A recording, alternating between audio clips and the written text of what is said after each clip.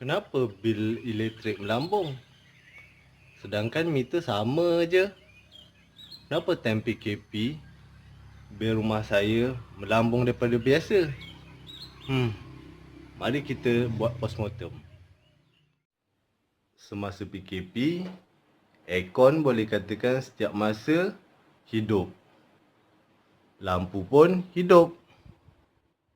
Tak cukup dengan kita bosan di rumah, kita sudah tentu akan menonton televisyen bersama anak-anak supaya dapat hilangkan boring. Malah, time PKP ni juga, ramai yang menjadi chef dengan mencuba pelbagai resepi yang dibelajar daripada YouTube ataupun belajar dengan kawan-kawan. Time PKP ni jugalah kita kerap mencuci pakaian. Ada yang mencuci langsir, yang selama ini dah berbulan-bulan tak cuci cadar, tak cuci langsir, time ni juga kita akan cuci langsir. Betul tak? Mari kita lihat bagaimana TMB membuat pengiraan tarif elektrik dalam tempoh PKP. Dalam tempoh PKP, TMB menggunakan faktor prorata 3 dalam pengiraan tarif elektrik. Okey, saya mengambil contoh bil elektrik saya daripada 24 hari bulan 2 hingga 23 hari bulan 5.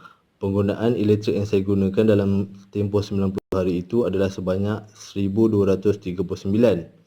Jadi bagaimana mengira faktor prorata bagi setiap blok tarif di sini akan dikalikan dengan 3. Okey, ya ini penggunaan selama 3 bulan lah. Kemudian jumlah keseluruhan yang saya gunakan dikali dengan kadar ringgit untuk setiap blok. Jadi jumlah yang dikenakan adalah 405.92 sen. Ditolak dengan 15% rangsangan ekonomi dan juga jumlah anggaran terdahulu, kemudian servis tax dan kumpulan wang tenaga boleh diperbarui 1.6% adalah RM308. Okey. Kemudian sebelum ni saya ada tunggakan negatif 31, jadi jumlah yang saya kena bayar adalah RM277. Okey. Kat sini saya bagi mereka yang salah anggap yang mengatakan TMB mengira secara langsam bagi blok penggunaan kilowatt jam adalah tidak benar. Ini sebab itulah TMB menggunakan faktor prorata 3. Jika TMB menggunakan faktor prorata 1, iaitu yang digunakan dalam pengeluaran bil setiap bulan, bacaan dia adalah seperti ini. Sekiranya dikalikan faktor prorata 1.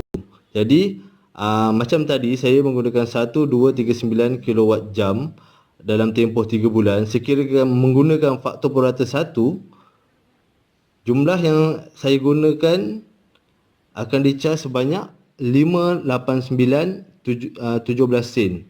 Kita lihat nilai yang ketara antara menggunakan faktor prorata 3 dan 1. Di sini saya kena 405. Kat sini diharap tuan-tuan dapat sedikit pencerahan, dan sekiranya tuan-tuan tidak faham boleh rujuk kepada kedai tenaga ataupun telefon TMB di talian 154 154. Atau untuk lebih lanjut boleh terus ke pejabat TMB untuk penjelasan. Sekiranya tuan-tuan rasa terbeban untuk membayar bil elektrik yang tinggi, jangan risau.